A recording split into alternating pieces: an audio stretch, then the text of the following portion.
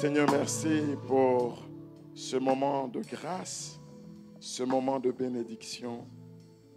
Merci pour l'onction qui a accompagné cette parole que tu nous as donnée tout à l'heure et que tu as voulu semer dans notre cœur comme le pain pour ce jour et que nous avons reçu pour sa valeur. Merci pour chaque mot, pour chaque idée, pour chaque pensée et pour tout ce que, Seigneur, tu as voulu nous communiquer. Nous te sommes infiniment reconnaissants pour cela. Et pour te dire notre reconnaissance, nous acclamons très fortement le Seigneur. L'acclamons très très fortement. Toi et mon esprit en moi te cherche. Est-ce qu'on peut s'asseoir? Amen. Tout à l'heure, j'ai dit à Epherlin que je suis venu parce que je suis content de vous voir. Voilà. Ce n'est pas seulement vous qui êtes content de me voir. Je suis vraiment content de vous voir. Et je lui disais, cependant, je n'ai pas de message aujourd'hui. La prédication que j'ai entendue a repris presque mot pour mot les idées que j'ai voulu passer. Donc, je ne vais pas répéter l'enseignement. Oh oh. Quand Dieu a parlé, il a parlé. La prédication n'est pas un ministère pour nous faire remarquer. Le message a été donné. Dis au voisin, le message a été donné. Est-ce que vous êtes là? Donc, honnêtement, je n'ai plus rien à dire. Et il a été donné avec la force de la grâce. Je n'ai pas entendu ton amen. Il n'est pas venu jusqu'à moi. Je veux juste te dire ce qu'il m'a inspiré, ce message. Une seule chose te manque. Comprenez que le but pour Jésus, en regardant ce jeune homme qu'il a aimé, c'est qu'il aurait voulu le voir dans son équipe de mission. C'est Jésus qui lui offre la possibilité de devenir le témoin de Jésus. Il dit, viens et suis-moi. Le but, c'est cela. Viens et suis-moi.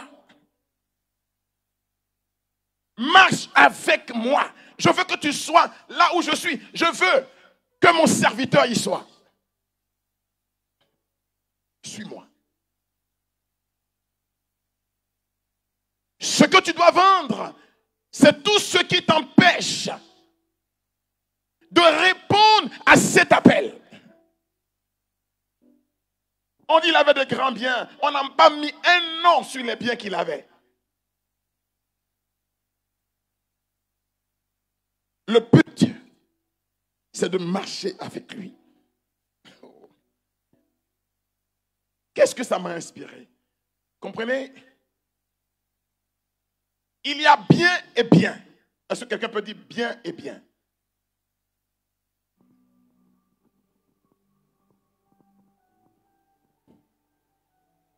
Dans la parabole du gérant habile, celui qu'on appelle le gérant trompeur,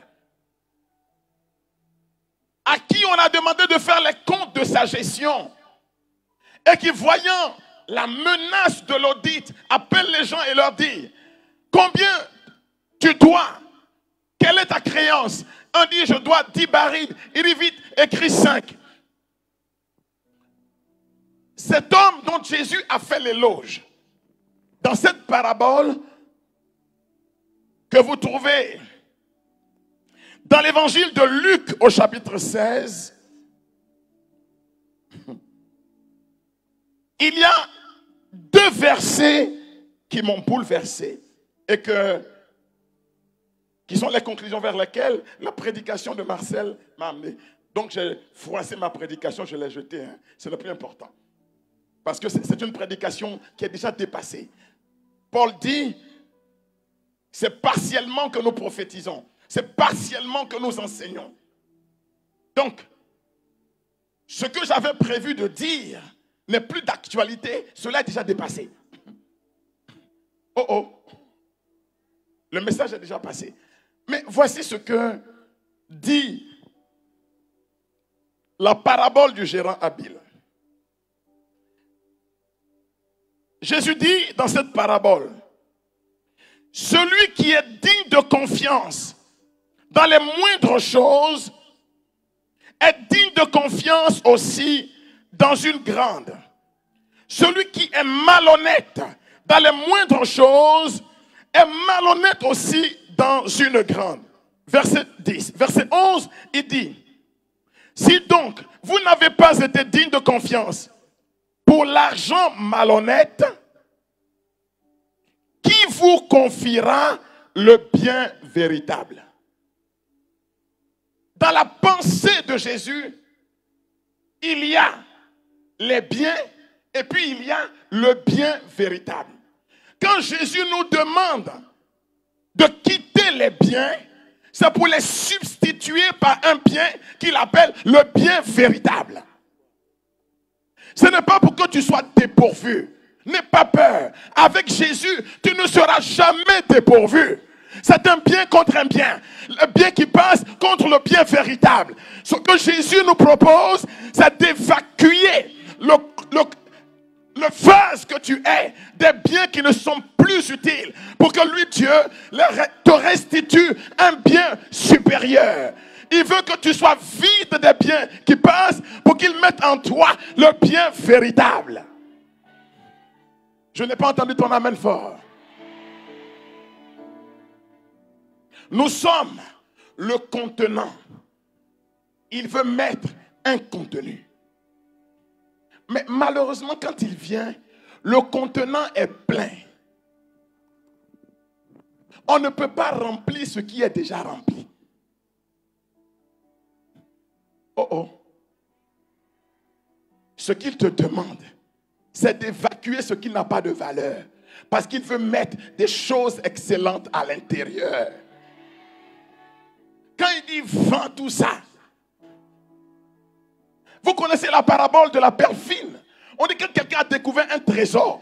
Il vend tout ce qu'il a pour aller acheter le champ où le trésor véritable se trouve. Ça ne sert à rien d'avoir 1000 affaires qui produisent rien. Il vaut mieux une seule qui remplace tout cela et qui donne du fruit en chaque saison.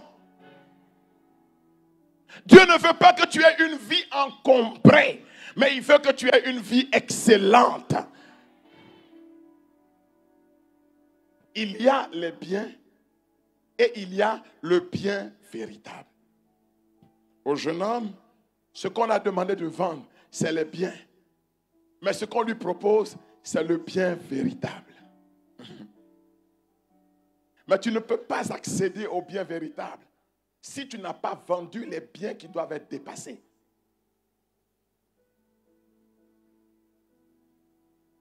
Croyez-moi,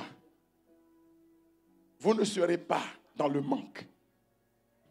Philippiens 4, 19.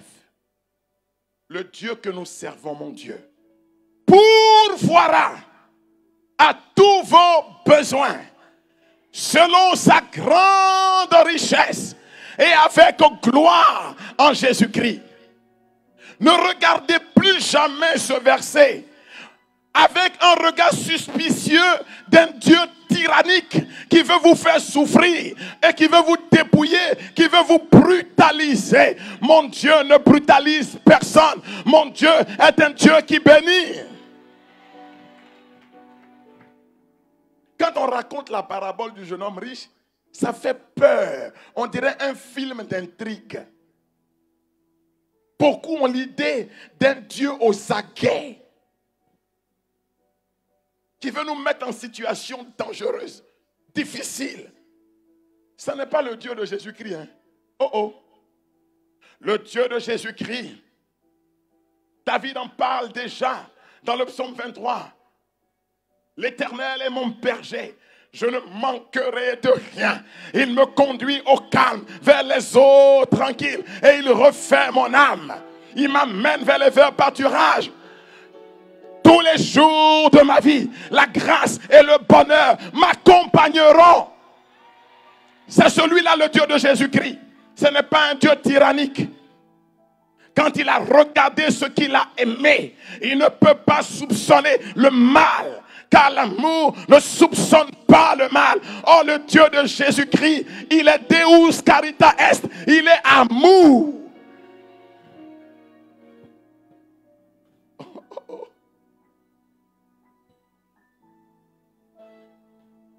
S'il te demande de vendre les pacotilles, là, il faut vendre.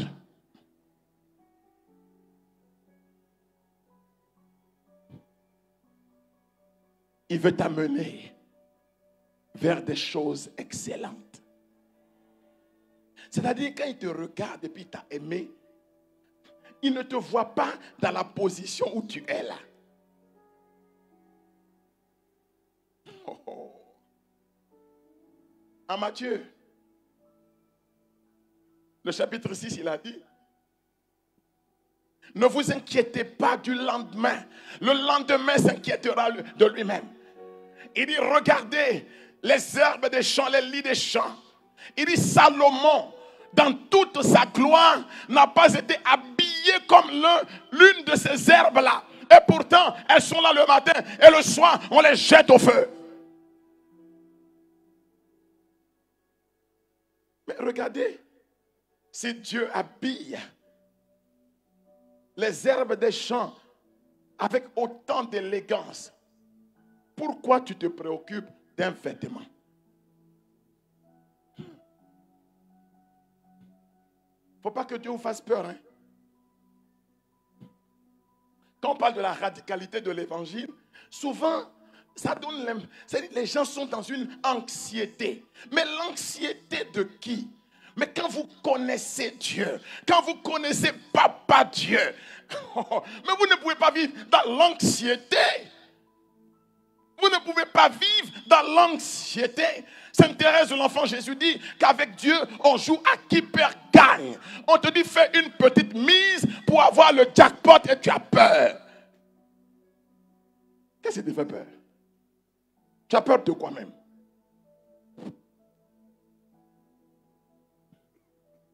Des gens se disent que pour servir Dieu là, c'est Dieu, hein, c'est Dieu, hein, c'est Dieu, hein. Est-ce qu'on ne sera pas dans la galère? Ça va être Dieu, hein? Quand vous me regardez, c'est Dieu. Oh my God!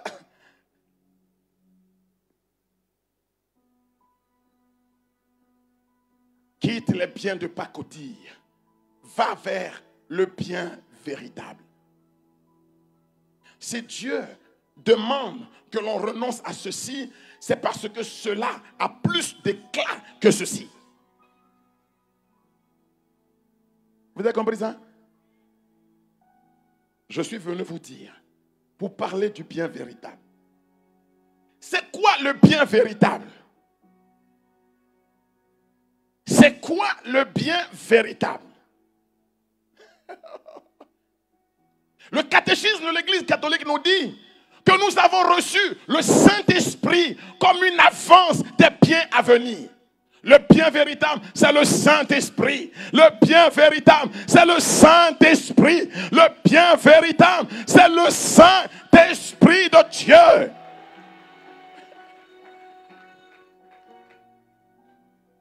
Je suis venu vous le proposer. Je suis venu vous le proposer. Quand tu seras dans l'ivresse de l'esprit, tout ce que tu regardais comme un avantage perdra de son éclat devant toi. Et tes yeux s'ouvriront sur l'excellence de l'ornement des vertus dont Dieu est en train de combler ta vie.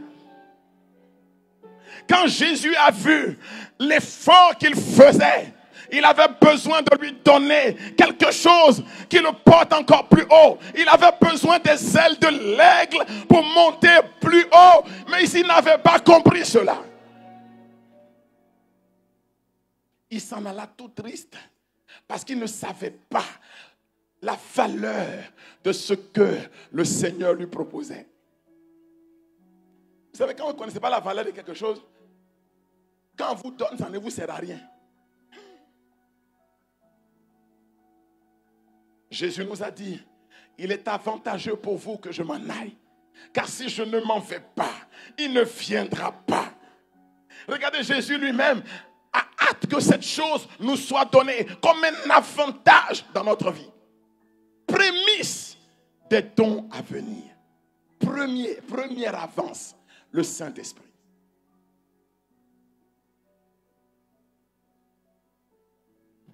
Le bien véritable, c'est le Saint-Esprit. Sans lui, personne ne peut suivre le Christ. Le jeune homme là ne peut pas s'il n'a pas le Saint-Esprit. Jésus lui-même a regardé la bonne volonté des apôtres et puis leur a dit, attendez. Beaucoup de gens se jettent dans la vie chrétienne avec les 2 pieds joints bouga, pensant qu'on devient chrétien comme ça. Dans l'église catholique romaine, on parle de sacrement d'initiation. C'est-à-dire, tu n'es pas encore capable de te mettre sur le terrain de ceux qui le suivent. Tant qu'on n'a pas marqué ton front par le sacrement de la chrismation, qu'on appelle aussi le sacrement de la confirmation. Il faut que l'onction vienne d'abord pour que tu te lèves et que tu puisses le suivre. Oh. Le baptême ne suffit pas pour suivre Jésus. Hein? Pour le suivre, il faut la chrismation. Il faut la réception du Saint-Crème dans le sacrement de la confirmation. Ah oui. Ah oui. Par le baptême, tu es né. Mais tu ne peux pas marcher à son rythme si son esprit n'habite pas en toi d'une manière particulière. Ah oui. Mais est-ce qu'on peut reprocher à quelqu'un de ne pas suivre Jésus alors qu'il n'est pas loin? C'est comme si on lui disait que par sa propre force, on peut le suivre. On peut le suivre par sa propre force. Ah non. Ah non. La vie chrétienne est une vie hautement spirituelle. Or, pour devenir homo spiritualis, un homme spirituel, il faut que l'esprit de Jésus te porte avec lui. Ah, bien sûr. Ce n'est pas une affaire de dévotion à l'esprit. C'est une affaire de recevoir le bien véritable. Mais la chose qui devait être ordinaire dans la vie des chrétiens, c'est le renouvellement du baptême dans le Saint-Esprit. Écoutez, je vais vous lire un texte et j'ai fini. Parce que ce soir-là, je ne suis pas venu trop parler. Je suis venu vous proposer le bien véritable. De toutes les manières, que tu le veuilles ou pas, on va vendre tes biens là. Donc il faut que tu aies le bien véritable.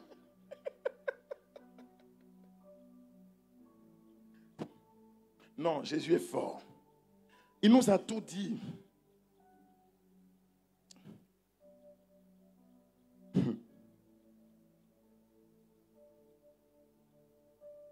Je vous trouve rapidement ce verset. En Luc 22, le verset 10. Jésus dit, c'est le soir du jeudi saint. Ou du moins le matin du jeudi saint, parce que le soir, il doit manger la Pâque avec eux. Et le vendredi, ce qu'il avait anticipé de façon non sanglante le jeudi, c'est-à-dire le don de son corps dans l'Eucharistie et de son sang dans la coupe de bénédiction, il va l'actualiser, le réaliser physiquement sur la croix. Parce que le jeudi saint anticipe le vendredi saint. C'est pourquoi Jésus a dit dans sa parole, ma vie, nul ne la prend. Parce que lui, sa vie, il ne l'a pas donné le vendredi saint. Il a déjà donné ça le jeudi. Avant qu'il ne fût livré par, comment il s'appelle celui-là, Judas. Voilà quelqu'un qui n'a pas d'homonyme sur la terre. J'ai demandé à mes paroissiens au village, mais prenez un jour au moins Judas pour donner à votre enfant. Mon père, ce nom-là, quand même, faites-lui plaisir, donnez-lui des homonymes. J'ai dit, Jésus lui-même s'est fait appeler le lion de la tribu de Judas, le lion conquérant de la tribu de... Eh, mon père, il faut laisser ça. Je ne veux pas que mon enfant devienne un voyou et qu'il trahisse Jésus. Judas n'a pas d'homonyme. Vous ne trouvez pas ça bizarre? Pourtant, Judas, c'est un nom chrétien. Hein? Personne ne veut donner ça à son enfant. Le pauvre.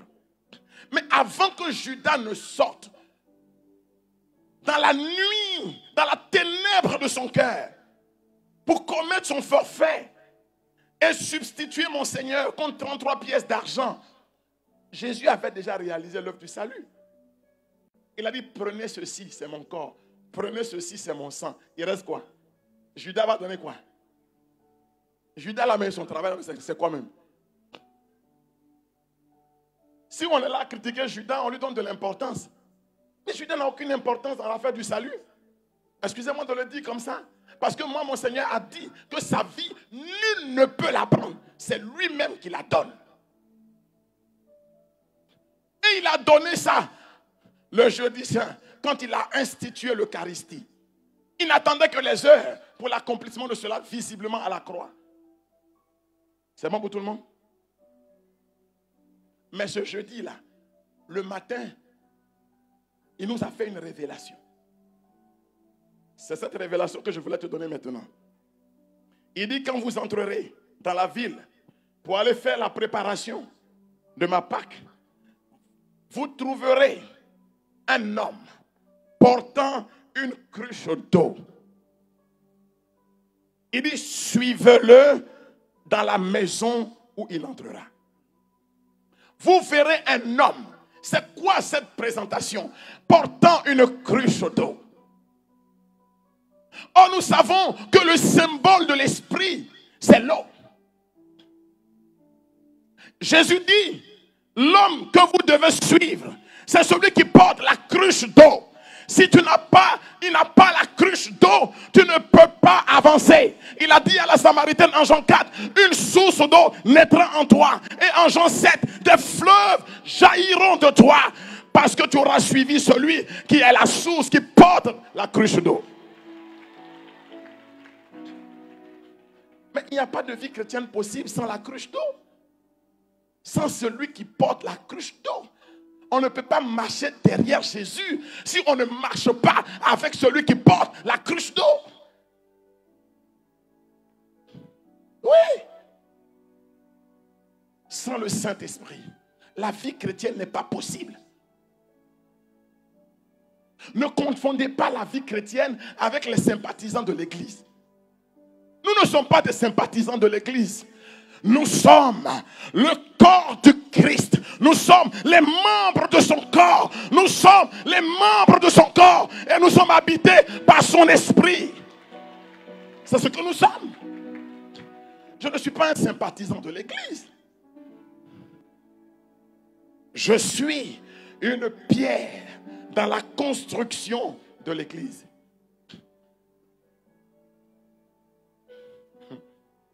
Est-ce que vous savez qui vous êtes?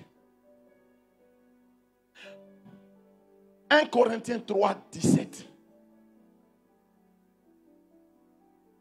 Si quelqu'un détruit le temple de Dieu, Dieu le détruira. Et le temple de Dieu, c'est vous. Qui es-tu? Tu peux le dire fièrement. Je suis le temple de Dieu. Et l'Esprit de Dieu habite en moi.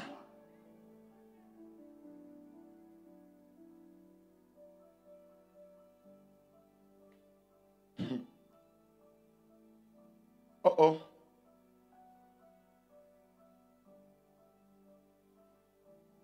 Le Saint-Esprit est un avantage pour toi.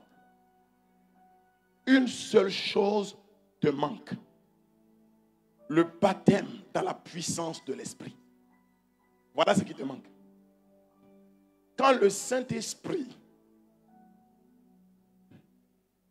renouvellera les dons de sa grâce en toi,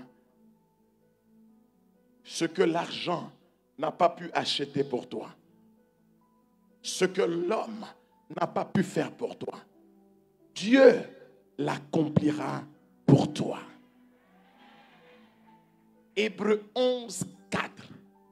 Que celui qui s'approche de Dieu croit dans son cœur que Dieu existe et qu'il est la rémunération, il est le salaire, il est la récompense de ceux qui le cherchent.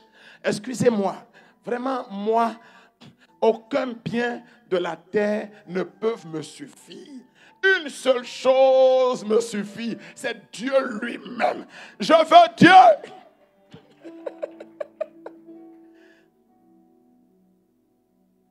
Tu auras l'argent, l'argent ne te suffira pas. Parce que ton cœur est trop grand pour les billets de banque. Tu auras le prestige, mais le prestige ne te suffit pas. Tu auras les honneurs ne te suffiront pas. Tu auras la position sociale, mais elle ne te suffira pas. Tu auras la promotion, mais tu seras en quête d'une promotion plus grande. Mais quand tu auras Dieu, tu auras tout. C'est ce que Philippe nous a dit. Enfin, il a permis à Dieu de nous dire, montre-nous le Père. C'est la seule chose qui nous suffit. Alors n'ayez pas peur. Dieu ne vient pas pour vous mettre dans le manque. Mais il vient pour vous établir dans le détachement par rapport au bien créé. Que rien ne devienne une idole pour vous et vous empêche de le suivre. C'est bon? C'est bon?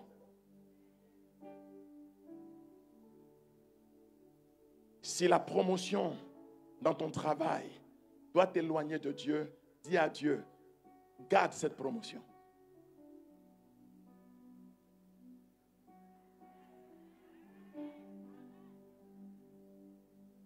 Si le mariage doit t'empêcher de suivre Dieu, dis à Dieu, garde le mariage.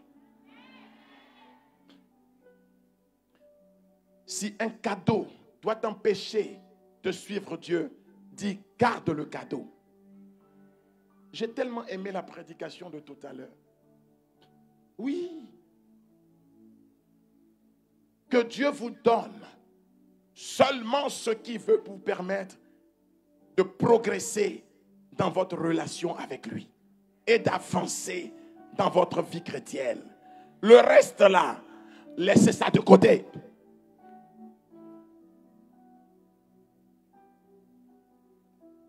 Oh, j'aime ce cantique-là. On va se tenir debout, s'il vous plaît. Qu'il me fasse monter, qu'il me fasse monter, qu'il me fasse monter. Vous avez compris? Il y a bien et bien. Ce n'est pas tout ce qu'on reçoit qui nous est profitable. Demandez toujours à l'Esprit Saint de vous donner un juste rapport avec les biens créés. Particulièrement l'argent. Bon serviteur, mais très dangereux maître. S'il commande à ma vie, je suis mort déjà dans le film. Comme on dit dans le game. C'est fini.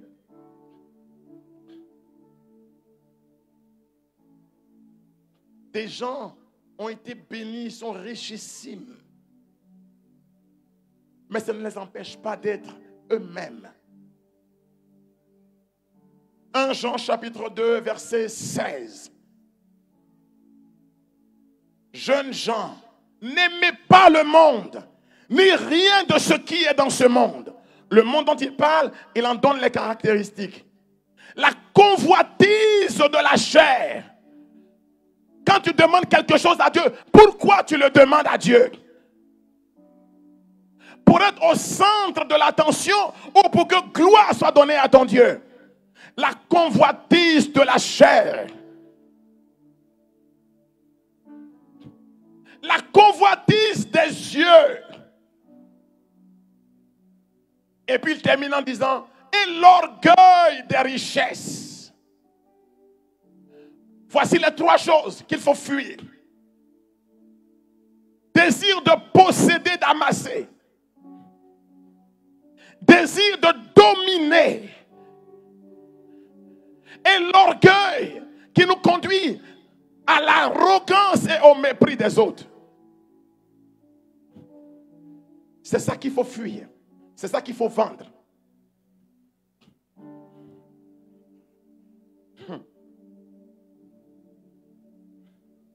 Sinon, vous allez tomber dans un évangile travesti. Comme on a connu pendant 2 ou 3 décennies, ce fameux évangile de la prospérité, où tout était centré sur les affaires d'argent et de promotion sociale. Une promotion, c'est une promotion. Mais elle est vraiment promotion si elle ne m'éloigne pas de ma foi. Mais si c'est pour me mettre dans un poste stratégique, pour que je devienne, j'ai des accointances, pour vivre de corruption et de mensonges, je refuse cette promotion. Oh, je n'ai pas entendu ton amen. Est-ce que vous savez qu'il y a des promotions qu'il ne faut pas demander à Dieu? Peut-être que c'est à cause de ta foi que jusque-là, tu n'as pas eu cette promotion. Parce que le poste que tu veux là, c'est un poste où on va te contraindre à vendre ton âme au diable, à signer des dossiers bidons. C'est pour ça que Dieu ne te donne pas cette position. Parce que le gars qui coiffe cette position-là, lui, il a la clé pour t'ouvrir les portes de l'enfer. Là où Dieu t'a caché, là, tu as le pain de chaque jour. Bénis Dieu pour ça. Ce n'est pas tout on prend dans la vie. Il ne faut pas tomber dans la convoitise. Vous comprenez ça? Quelqu'un n'est pas plus homme que toi parce qu'il a une position au-dessus de toi. C'est devenu maraboutage. Ben j'ai pris pour moi, ben j'ai pris pour moi, je vais promotion. Hey! Oh oh! Vous êtes là?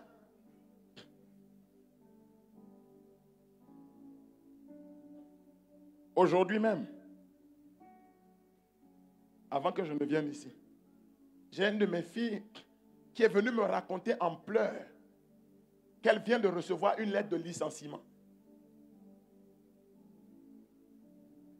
Et elle était désolée, elle pleure. Je lui ai dit, c'est la meilleure chose qui pouvait t'arriver. Au regard de tout ce que tu viens de me raconter, on t'a mis dans une position où on te fait signer des faux papiers. Et maintenant qu'on t'a licencié, mais tu as été béni par Dieu. Viens, on va faire un peu de chômage ensemble, on va prier Dieu. Et pourquoi tu pleures? Non, j'ai l'impression que je vais faire du tort à telle personne qui s'est battue pour que j'aille faire l'entretien et que je sois retenu. Et elle sera triste que maintenant j'ai perdu ce travail. J'ai dit quoi? Remercie Dieu qui t'a résisté et qui ne t'a pas laissé aller. Car il est un Père bon. Il ne donne pas des serpents aux enfants qui lui demandent du pain à manger.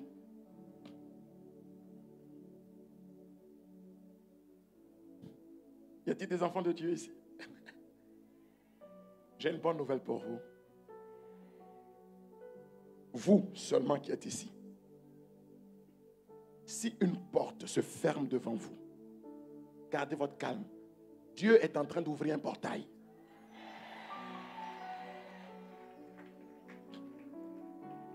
Dans la vie, il y a des portes qui doivent se fermer pour que des portails s'ouvrent. Mais j'ai l'impression que tu tiens à avoir toutes les clés en main. Tu es devenu un gardien de prison. Bon, prions. En fait, ta position sociale, tes compétences professionnelles, ce que tu es, en fait, plaît à Dieu et Dieu a besoin de toi.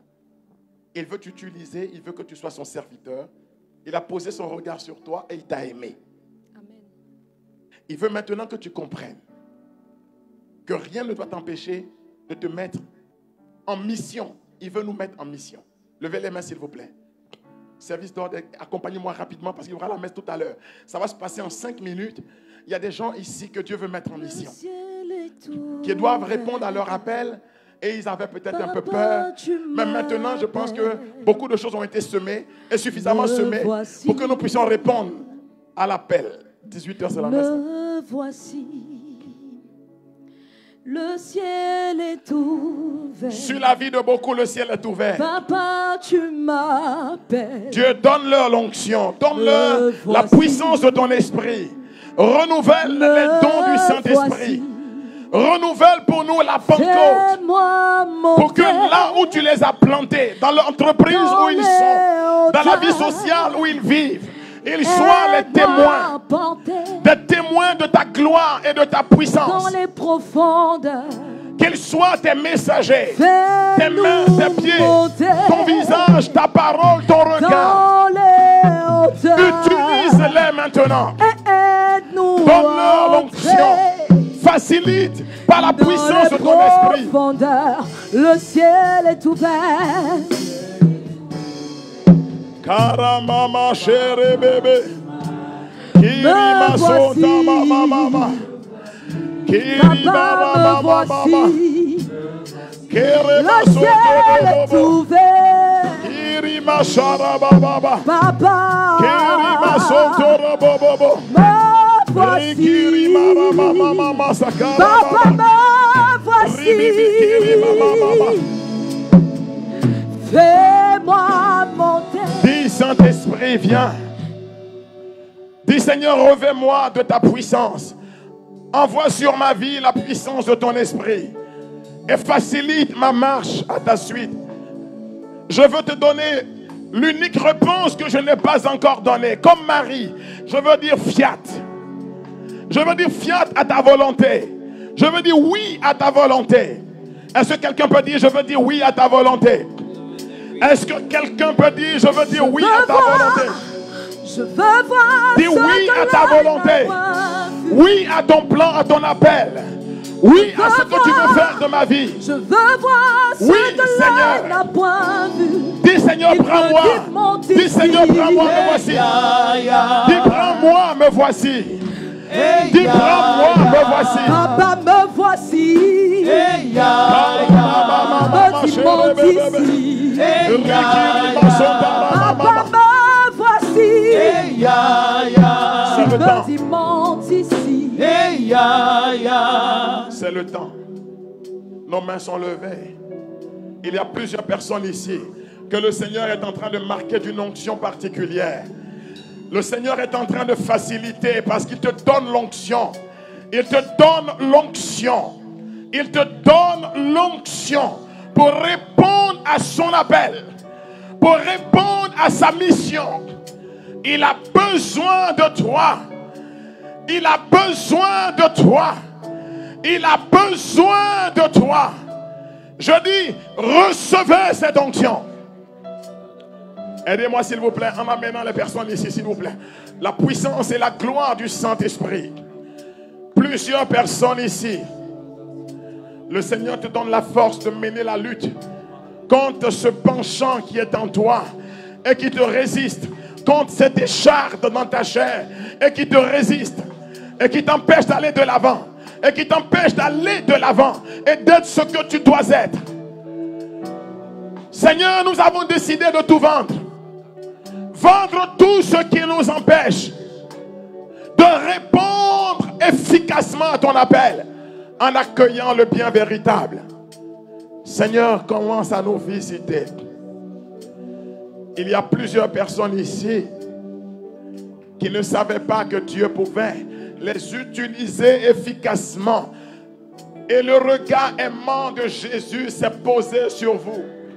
Amenez-les-moi s'il vous plaît. La gloire de notre Dieu. Dans le travail que tu fais. Il veut que tu brilles. Que tu portes l'éclat. Oui, parce qu'il a besoin de toi. Que tu te démarques. Que tu te démarques. Il y a des personnes ici à qui on a fait beaucoup de chantage, mais que le Seigneur est en train de requalifier dans leur positionnement. Il leur donne un esprit de force, un esprit de force, un esprit de force, un esprit de force. Personne ne pourra te soumettre à une volonté qui n'est pas celle de Dieu dans ta vie. Que tu puisses répondre du baptême que tu as reçu, de l'onction de ta confirmation, et que tu sois le témoin de Jésus, et que tu sois le témoin de Jésus, et que tu sois le témoin de Jésus. Le Seigneur est en train d'emmener un vent de liberté sur des personnes. Elles sont plusieurs, au moins 7 personnes qu'on a contrôlées avec de l'argent. On a contrôlé vos vies avec de l'argent. On a soumis vos vies avec de l'argent. Le Seigneur brise ce lien. Le Seigneur libère de ce lien. Dieu pourvoira lui-même. Tu n'as pas besoin d'être l'esclave de personne. Ta vie vaut plus cher que ce par quoi on te manipule. Il y a des personnes ici qui sont en train de prendre un véritable engagement. Je ne te connais pas, mais tu es en train de te libérer de quelque chose. Il y a des personnes contrôlées par d'autres personnes à cause du manque qui était dans ta vie. Dans ton cœur, tu es en train de dire à Dieu, je dis non. Je veux dire non. La peur qui t'habite doit quitter ton cœur maintenant.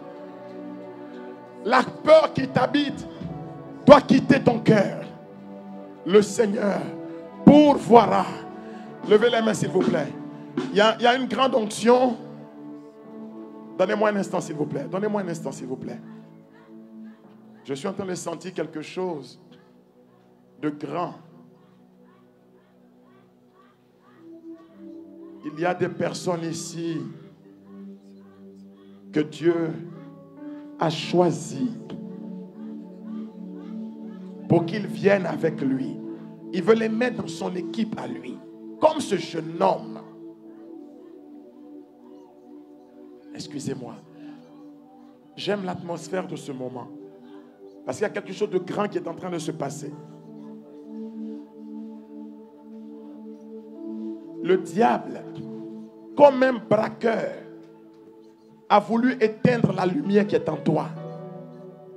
Il s'est précipité parce qu'il veut te tenir par quelque chose. Je dénonce ces œuvres. Que Dieu relâche la grâce sur ta vie maintenant. Que ton Père qui est dans les cieux relâche la grâce sur ta vie. Amenez ces personnes s'il vous plaît, qui sont en train de se libérer par leur volonté de marcher avec Jésus. Leur volonté de marcher avec Jésus. Dieu pourvoira tes besoins. Dieu pourvoira tes besoins. Dieu s'occupera de toi. Ton Seigneur s'occupera de toi. Les frères vont juste poser la main sur vous pour que vous puissiez repartir à vos places. Mais le Seigneur est merveilleux.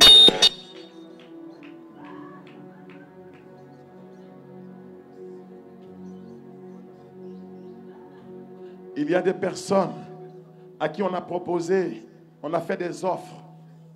Mais les offres sont sous-tendues par des chantages contre votre vie morale, votre conduite. N'acceptez pas ces offres. Que Dieu s'occupe de vous. Oh oh. Ma fille, viens. Faut venir, oui. Viens te mettre ici devant. Viens, ma fille, viens. N'aie pas peur de venir. La jeune dame que vous tenez là, faites-la venir ici devant.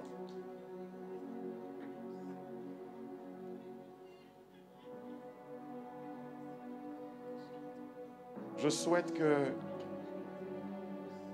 berger, tu l'écoutes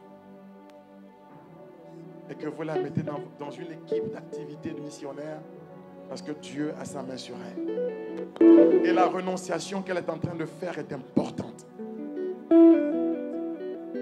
Qu'elle reste entourée, encadrée pour qu'elle puisse mener son ministère au nom de Jésus.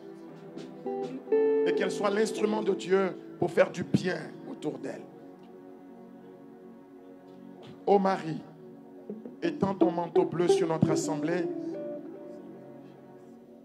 et obtiens-nous de chausser les chaussures de l'engagement missionnaire à la suite de Jésus.